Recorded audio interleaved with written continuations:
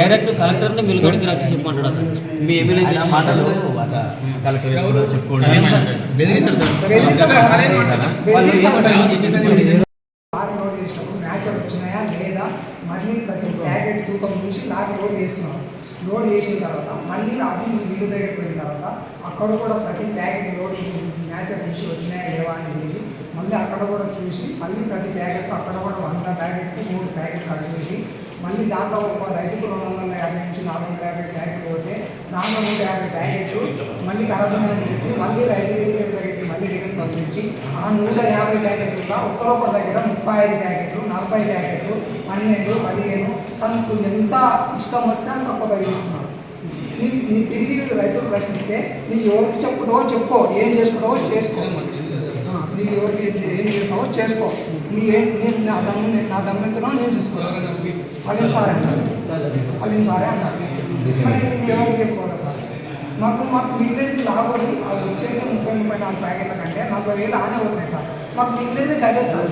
6 నెలలు తిప్పలు పడి మేము పంట పండిస్తే కూడా మేము పగలన్నాక రాత్రన్నాక కష్టపడి పగలు పండిస్తే మాకు నోటి కాడ వచ్చిన పోసిన వడ్లు ఆరబెట్టాలి. వర్షాలు పడితే 30 తీసుకుంటే వాళ్ళు బియ్యం పెట్టాలి కదా, బియ్యం పెట్టాలి కదా, మీ బాధ కదా. మేము చెప్పింది మార్క్స్ ప్రకారం ఎఫ్ఐకి కొంటూ ఉండాలి. ఎఫ్ఐకి అయితే పేరు ఎవరైనా కొంటూ ఉండాలి, మాహిత్య తరపు ఉండాలి, చెత్త చెదారం పెట్టి ఉండాలి. మేము అర్థమైందా? అవి ఉంటేనే మేము ఉంటాము. మేము వచ్చి చూసినప్పుడు కూడా మీకు చాలా మంది ముక్కుపోయి అంటే మేము కూడా చెప్పి కూడా దించి చూసాము మేము. అర్థమైందా? మీరు ఎట్లా పడిన తీసుకొచ్చే పనులు కూడా లేదు. మరి ఆయన కొన్నాడంటే ఆయన తప్పని క్వాలిటీ మంచిగా ఉన్నాయి కూడా కట్ చేసింది సార్.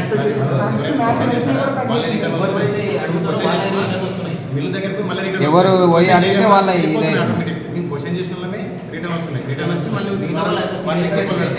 ఇచ్చారు కదా, నేను చెక్ చేస్తాను. కానీ మీ బాధ్యత ఏంటంటే పోసిన వడ్లు కూడా ఆరబెట్టాలి.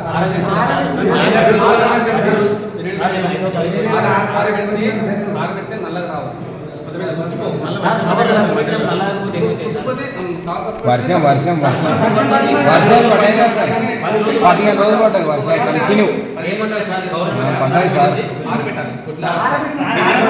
వర్షం పడ్డందుకు వర్షం చెప్తాను కదా,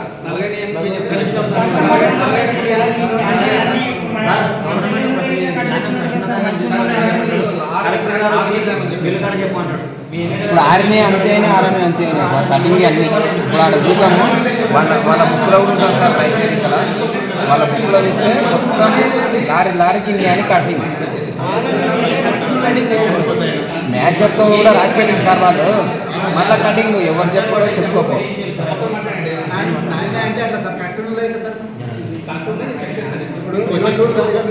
ఇప్పుడు మిల్లు పోసింది సార్. అది 1 తారీఖు పోసింది, 31 తారీఖు నాడు వేసిన నెల రోజులు ఏదైనా సరే కౌంట్ ఎప్పుడు అవుతుందంటే లారీకి ఎత్తేటప్పుడు కౌంట్ చేసుకుంటాం.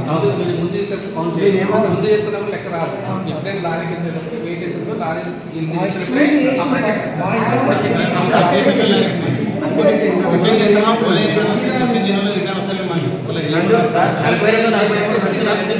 నలభై 43 వెళ్తుంది. ఎందుకని రైతులను ఎందుకు తిప్పలు పెడుతుంది?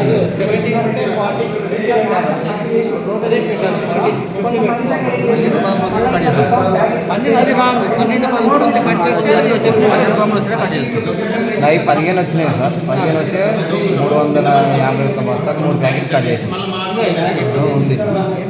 అంజనీ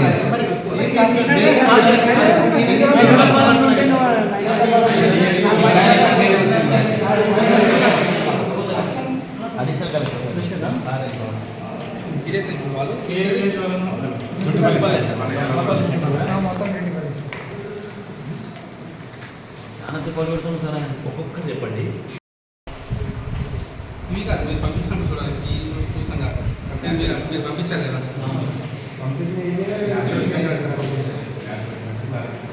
ఏమన్నాడు సార్? మీరు ముందు అప్పుడే అబ్జెక్షన్ చెప్పాలి. ఏదంటే సార్ చెప్తే ఏమంటాడు సార్? వర్గాలు చెప్పుకోవడం ఇప్పుడు బిల్లులు ఎప్పుడెంబడే చేయలేడు. లారీ పోయిందాడు చేయలేడు.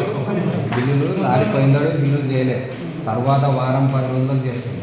అట్లా మేము అందరం మాట్లాడుతూ ఫస్ట్ ఏమైందంటే ఫస్ట్ మ్యాచ్ అయిపోయేటప్పుడు మ్యాచ్ 13, 14, 15 మ్యాచ్ చూస్తున్నాం. ఫస్ట్ చూసి ప్రతి ప్యాకెట్ గవర్నమెంట్ గవర్నమెంట్ ప్రకారం 41 మీకు ఇస్తారు సార్. అట్లా జోకం చేస్తున్నారు. ప్రతి ప్యాకెట్ కూడా 42 నుంచి 300 గ్రాముల నుండి 43 కిలోలు పెడుతున్నాడు. ఈడ అట్లా పెట్టి ఈడ చెప్తున్నాడు. ప్రెస్ క్యూనియస్ ఈడ పెట్టి అట్లా అట్లా పూత పెట్టినాడు సార్. ఈడ పూత పెట్టిన తర్వాత ఇవన్నీ కటింగ్స్ టోటల్ ప్యాకెట్ సార్ ఇప్పుడు ఒక ప్యాకెట్ ఎంత జోకింగ్ 42 43 42 43 ఆన్లైన్ కిలోలు సార్ ఎక్కడ తీసుకుంటారు 42 సిలిండర్ నంబర్ కూడా ఇచ్చారు కదా ప్రతి నంబర్ ఇచ్చాం సార్ అట్లా ఏం చేస్తాం సార్ ఏం చెప్తారు సార్ మిల్లుకు వచ్చి కలెక్టర్ చెప్పాలి మీ ఎమ్మెల్యే చెప్పాలి అంటారు సార్ మేము అందరూ బెదిరిస్తుంది సార్ ఆయన. మీరు ఏం చేస్తారు ఫస్ట్ మార్చండి సార్ ఫస్ట్ మనం క్వశ్చన్ చేసినప్పుడు వాళ్ళే రిటర్న్ వస్తుంది సార్ మొదటి లాభం వచ్చింది సార్ 230 ప్యాకెట్లు వస్తే నేను మళ్ళీ 184 ప్యాకెట్ రిటర్న్ చేసుకోవాలి తీసుకుపోయి మళ్ళీ కటింగ్ అంటే దాంట్లో మళ్ళీ 30 ప్యాకెట్ కట్ చేయడానికి చూస్తున్నాడు సార్ వెనకాల 40 మిల్లు దగ్గర ప్రతి 100 ప్యాకెట్ 3 ప్యాకెట్లు ఆడ కట్ చేస్తున్నాడు సార్. తూకం రాకపోయినా తూకం ఎక్కువనే చూపుతారు తూకం రాకపోయినా రమేష్ 34 ప్యాకెట్లు కట్ చేసినాడు రమేష్ కట్ చేసినాడు ఆయన వద్దు సార్ సార్ కూడా వచ్చి మళ్ళీ రావద్దు సార్ ఆయన సార్ అది కూడా చెప్పండి రావద్దు సార్ మార్కెట్ మేనేజ్మెంట్ ఎప్పుడు ఇబ్బంది కదా సార్ ఆ రైతులు ఏంటంటే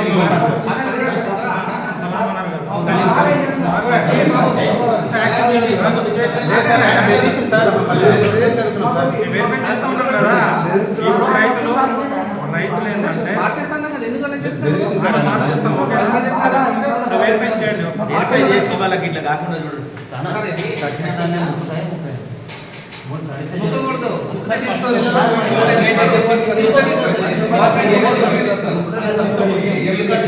30 ముక్కుతాయి సార్ తీసుకొని కూడా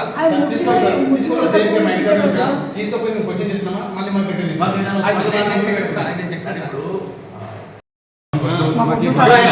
ఆయన వచ్చిందే ఇబ్బంది 40 ప్యాకెట్ల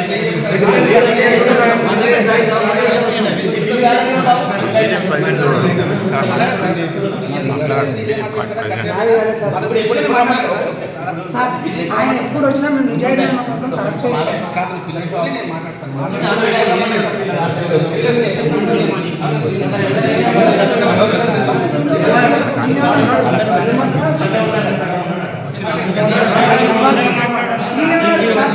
ఆయన ఎన్ని ముందర మాట్లాడతాం 50 డేస్ ఆగి పోయిన తర్వాత కూడా మళ్ళీ 50 డేస్ అయ్యి నేను వచ్చి కూడా 15 రోజులు చెప్పినాము నిలిపినాక ఈ కటింగ్ చేసి కాబట్టి మీరు కనుక్కోండి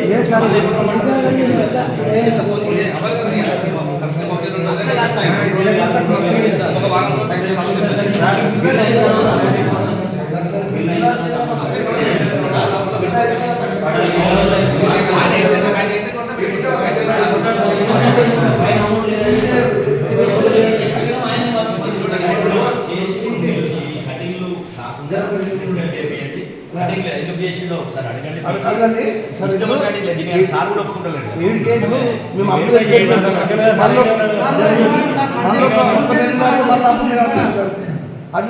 ఇప్పుడు ఆయన కటింగ్ ఆయన జోకి ఇప్పుడు 400 బస్తాలు తీసుకుపోయినా అనుకో మీకు ఏమైనా రాసిస్తున్నా 400 బస్తాలు తీసుకుపోయినా బిల్ వేస్తాను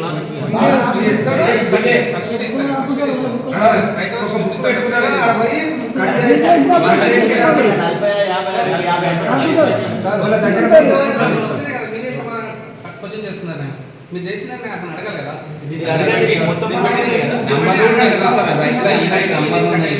పిలిచి అడగాలి కదా అడగండి ఆ కటింగ్ మళ్ళీ అట్లనే జరిగింది అనుకో సార్ ఇక మనకి నెక్స్ట్ అతను గుర్తుపడిపోదు సార్ అతను తీసేస్తాడు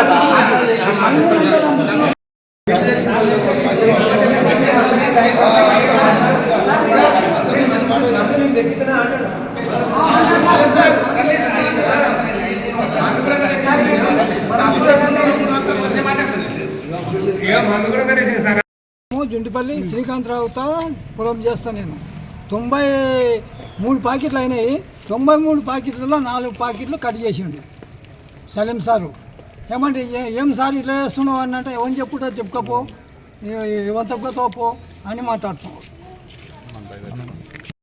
రాములు 10 84 ప్యాకెట్లు వేసాను సార్ మ్యాచర్ 13 వచ్చింది.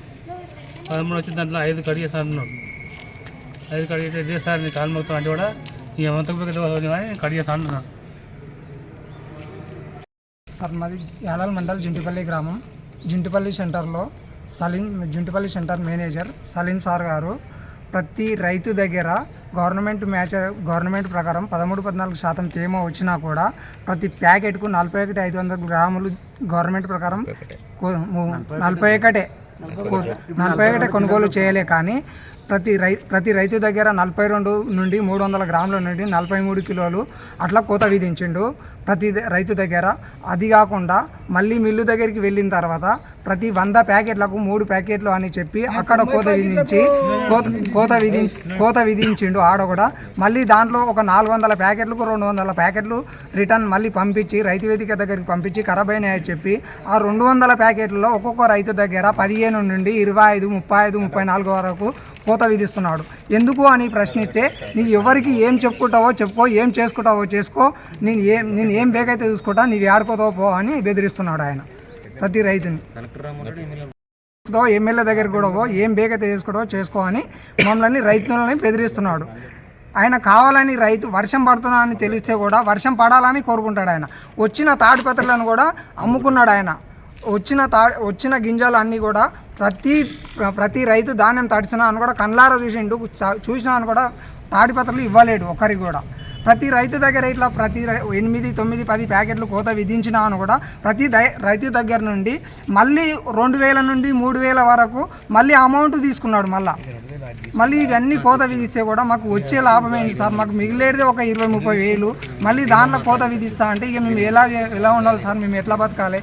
మాకు సాగు ఒకటే దిక్కయింది సార్. ఇక ఒడ్లు కొనుగోలుకు సంబంధించి ముఖ్యమంత్రి గారు రేవంత్ రెడ్డి గారేమో రివ్యూలు పెట్టి మంత్రులతోని ఒడ్లు తడిసిన ధాన్యాన్నైనా కొంటాం, మొలకలు ఎత్తినా కొంటాం, ఎక్కడ కూడా రైతుకు ఇబ్బంది కానియమని చెప్పేసి 15 రోజుల కింద 20 రోజుల కింద ప్రకటనలు ఇచ్చారు. ఆ తర్వాత జుంటుపల్లి కేంద్రానికి కొనుగోలు కేంద్రానికి పోవడం జరిగింది. అక్కడ దాదాపు 20,000 బస్తాలు అప్పుడు కూడా కొనకుండా వర్షంకి నానుతూ ఎండుతూ నానా ఇబ్బందులు పడుతూ రైతులు ఉంటే ఆ రోజు ప్రభుత్వానికి నేను విజ్ఞప్తి చేసిన, డిమాండ్ చేసిన, తొందరగా కొనుగోలు చేయాలి, లేకపోతే ఆందోళన కార్యక్రమం చేస్తామని చెప్పినాం. అయినప్పటికీ ఏం చేశారంటే కొనుగోలు చేసినట్టే తీసుకొని వీళ్ళకి అంటే కాంటాలు చేపించేసి అది కూడా లెక్క ప్రకారం 40 కిలోల బస్తాలకు 1 కిలో యాడ్ చేసి అది బస్తా చేసి 41 కిలోలు మాత్రం జోకాలి. కానీ మాయిశ్చర్ పేరు మీద రైతులు ఒప్పుకోకున్నా 42 కిలోల 300 గ్రాముల నుండి 43 కిలోలు కూడా ఒక్కొక్క బస్తాలో జోకిరు.